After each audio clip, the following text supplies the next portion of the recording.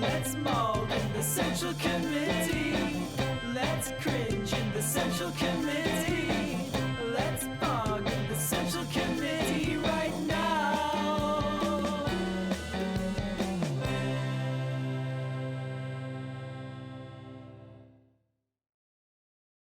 All right, let's press play.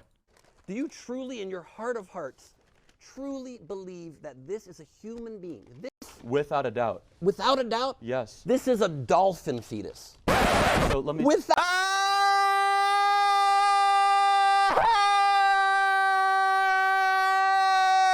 Oh my God! He fucking destroyed him!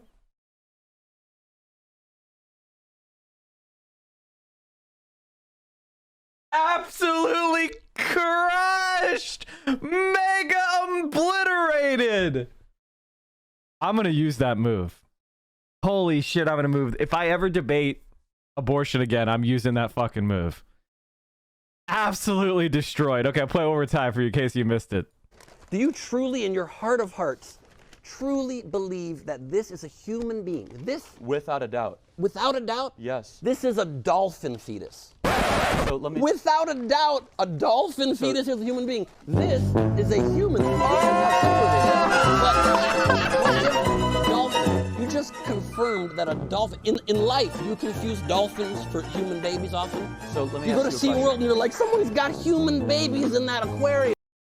Absolutely annihilated, just completely humiliated, just dunked on, obliterated. That was the best move I've ever seen in a debate. I've watched a lot of debates, and that was like a windmill slam, like alley-oop, where the guy doesn't even look. His arm is already coming in. The ball perfectly goes in his hands, and he dunks. Just, I mean, like, this is insane. Like the backboard just shatters, sprays glass everywhere. Just slices the throats of all the other teams trying to defend the ball. Just amazing.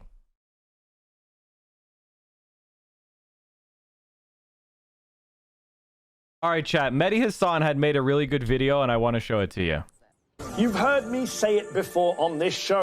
There isn't much accountability in Washington, D.C. No real consequences for those who are accused of committing crimes or abuses of power. Please, check this picture out. Here is the current Democratic Secretary of State showing off a photo he took with 3 former Republican Secretaries of State at a memorial for a fourth, George Shultz, who recently passed away. From left to right, with Blinken, a Condoleezza Rice, National Security Advisor and Secretary of State under George W. Bush, Henry Kissinger, National Security Advisor and Secretary of State under Richard Nixon, and James Baker, Secretary of State under George H.W. Bush. It is difficult to quantify how much suffering and death the people in this picture are accused of being responsible for. James Baker was a prime mover behind the first Gulf War, which ended Saddam Hussein's occupation of Kuwait. The message that I conveyed from President Bush and our coalition partners was that Iraq must either comply with the will of the international community and withdraw peacefully from Kuwait or be expelled by force. But that was the good war with Iraq, wasn't it? In which Saddam Hussein did all the killing of innocents, right? Trying to agitate. In 1992, Beth DuPont, a demographer at the Commerce Department, estimated that 158,000 Iraqis, including 39,000 women and 32,000 children, died in the US-led war or its immediate aftermath. She was promptly dismissed from her job in the Bush senior administration. That was the war that Baker supported and pushed for. But he's maybe junior varsity compared to the other 2 former secretaries of state in that picture, because Iraq was devastated again by the US, invaded and occupied in 2003. And Condoleezza Rice was a driving force behind that illegal invasion and the WMD lies used to justify it. The problem here is that there will always be some uncertainty about how quickly he can acquire a nuclear weapon. But we don't want the smoking gun to be a mushroom cloud. The civilian death toll from the invasion of Iraq has been estimated at everything from 200,000 to 400,000, possibly even more. We may never know how many innocents were killed there as a result of Rice's war. Don't forget the torture either. According to the Senate Intelligence Report, Condoleezza Rice signed off on the CIA's enhanced interrogation techniques, including sleep deprivation and, yes, waterboarding. In 2015, Human Rights Watch called for Rice to be investigated for conspiracy to torture as well as other crimes. And then there is Henry Kissinger.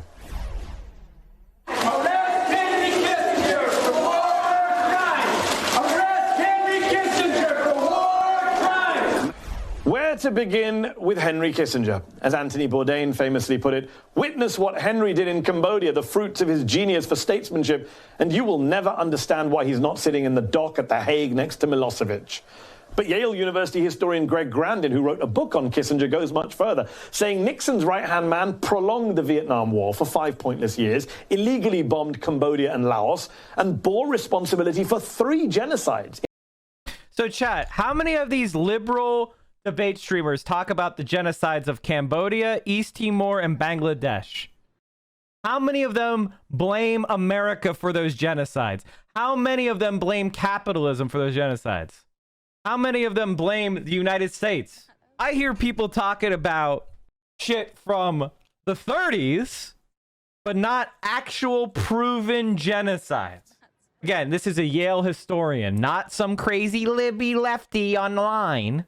Not some socialist tanky. And American people hang out with him. Hillary Clinton hang out with this guy. He's a genocider. He killed millions. But it's okay if the U.S. does it. Why are you trying to drag up history, man? Why are you trying to drag up history, man? But, oh, wait, Holmdor. Let's talk about that for the 80th time. How many conversations have you heard about East Timor and Bangladesh?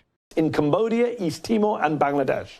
A full tally hasn't been done, says Grandin, but a back-of-the-envelope count would attribute 3, maybe 4 million deaths. Oh, Chad, did you see the Associated Press report on the Xi Jinping? Did you hear the Associated Press report on Xi Jinping? Did you hear about it?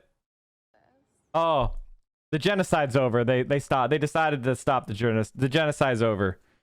China stopped doing genocide. Oops. The genocide's over. They've decided to stop the genocide. Oh, the genocide's over.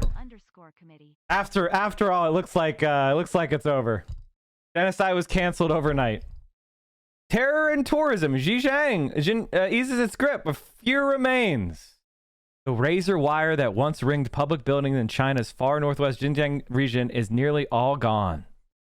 Gone, too, are the middle school uniforms and military camouflage and the armored personnel carriers. Gone are the surveillance cameras. And the eerie eternal wail of sirens. Uyghur teenage boys, once a rare sight, now flirt with girls over pounding dance music at rollerblading rinks. One cab driver blasted Shakira as he raced through the streets. 4 years after Beijing launched a brutal crackdown that swept up 1 million or more Uyghurs and other mostly Muslim minorities into detention camps and prisons, its control of Xinjiang has entered a new era. Chinese authorities have scaled back many of the most draconian and visible aspects of the region's high-tech police state. The panic that gripped the region a few years ago has subsided considerably, and a sense of normality is creeping back in. Uyghur-themed fridge magnets are displayed at Annan Museum, the capital of Chinese far west Xinjiang region. Chinese authorities are dialing back the region's high-tech police state and stepping up tourism. Fear remains hidden but pervasive.